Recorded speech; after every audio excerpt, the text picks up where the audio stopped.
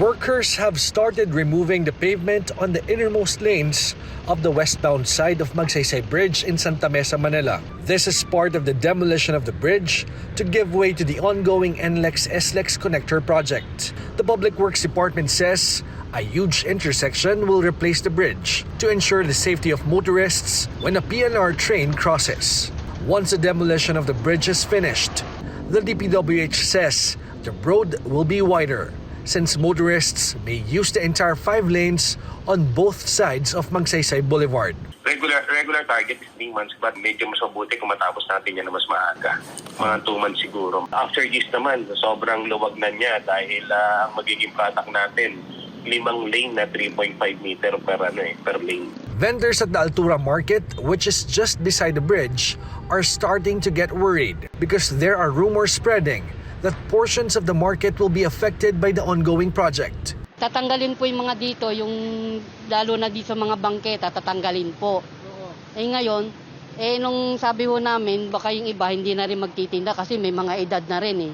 Barangay officials say representatives of the NLEX Corporation have spoken to them once about the possibility of the project affecting portions of Altura Market and some houses in the area. There have been no follow-up discussions on the matter so far. NLEX po. Nagsabi sila? Oo, NLEX po. Sila po nagsabi. Kaya po yung DPWH, nung kailan lang, pero nang isang taon pa, nagsukat po sila dyan. Basta po hintay lang daw yung notice at magpapatawag sila sa lahat ng mga residente. Kasi noon, nagpa-meeting sila para lang doon sa tulay.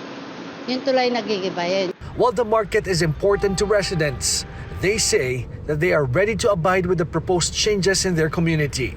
They just hope that they will be given enough time to prepare. Importante po yung Altura Market. Dahil isa pa po, malapit po kami sa palengke.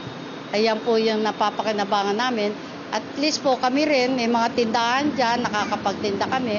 Kawawa rin naman po yung mga nagtitinda. Kasi yan lang po ang hanap buhay nila. Oo, mas maganda yun. May kabuhayan, may bahay.